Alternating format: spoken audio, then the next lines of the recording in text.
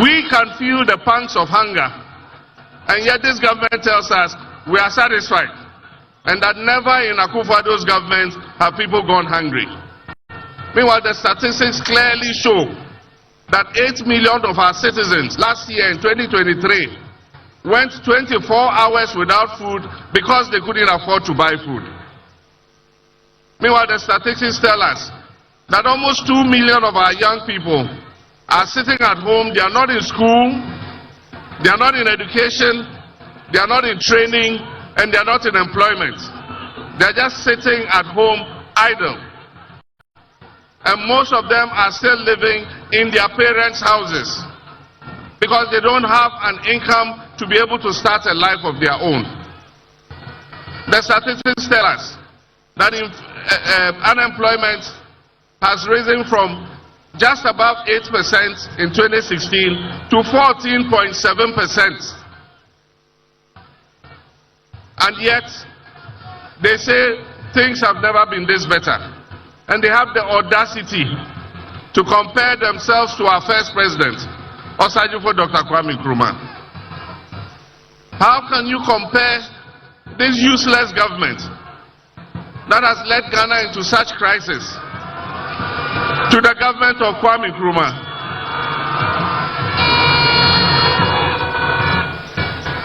The statistics again tell us that things are not well with this country. All the statistics. For a government that said it was going to come with an economic wizard, an economic guru, and that is the reason why he was being brought, to stabilize the economy and stabilize the currency. To take the cedi from 4 cedis to 16 cedis and tell us that, clap for us, we've done well. If such a government is not living in an illusion, what else is an illusion? For a government that has taken inflation as far as 54%, and it is currently still above 20%, to tell us that we should clap for them because they've done well. If they are not living in an illusion, then I don't know what an illusion is. But that is the beauty of democracy. It gives us the opportunity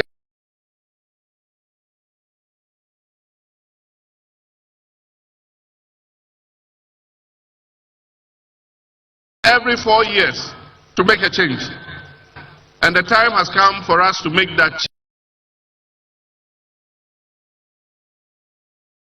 Yes, is so that future generations can come and build on that foundation. Our intention is to ameliorate the damage that has been done. We all saw what the indigenous capital of Ghanaians in our banking sector was wiped away with one very reckless decision. And so today, most of our people who were working in the banking sector for these banks are today unemployed, and I'm sure there are some of them here. Today some of them are Uber drivers, some are bakers, some are even driving Aboboya and Mahama Kambu. The time to restore for those who unjustifiably had their banking licenses. So the debt restructuring has given people haircuts, and that's what Nana was talking about. Today the savings of our middle class has been eroded because of the debt restructuring. Our pensioners, and I'm sure there are some of the pensioners here, a provident fund that you used to buy bonds and other things, in order that when you go on pension, you'll be able to buy your medication and be able to look after yourself. Today, this government has endangered your future. Many might not live long because they cannot afford to buy medicines. And this government does not deserve 1 day longer. But our constitution says they still have 5 months to go. But come December, we must take the decision that will change the trajectory of our country. The world is waiting for a signal. Ghana is waiting for a signal.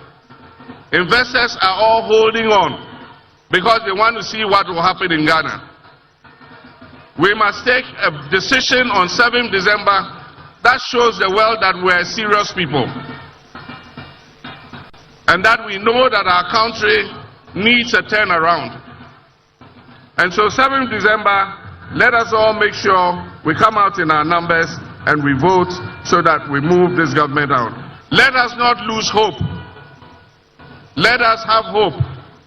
Because I can assure you that the next NDC government is a government that will restore hope and create opportunities for our young people.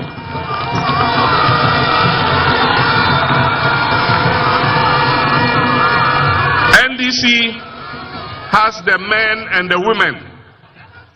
And it's not like what the MPP said, we have the men. And we didn't know they were area boys. NDC has capable men and women who are capable of turning our fortunes around. And our first priority is going to be job creation, so that we can create jobs for the teeming youth of this country.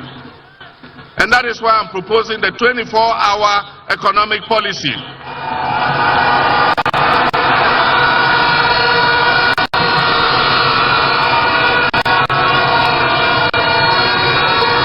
The policy is going to be linked with aggressive food production and modernization of our agriculture. And that's why I'm saying in every district we're going to create farmer service centers. We will bring the tractors, the planters, the plows, the seeds, the fertilizer. And if you're a farmer, you must register with the center. And at the beginning of the farming season, we'll give you all the inputs that you need so that you can produce your crops. And when you have sold your crops, you come back and pay for the inputs that you have been given. The 24-hour economy is going to be linked to an accelerated export development program. We're going to create agro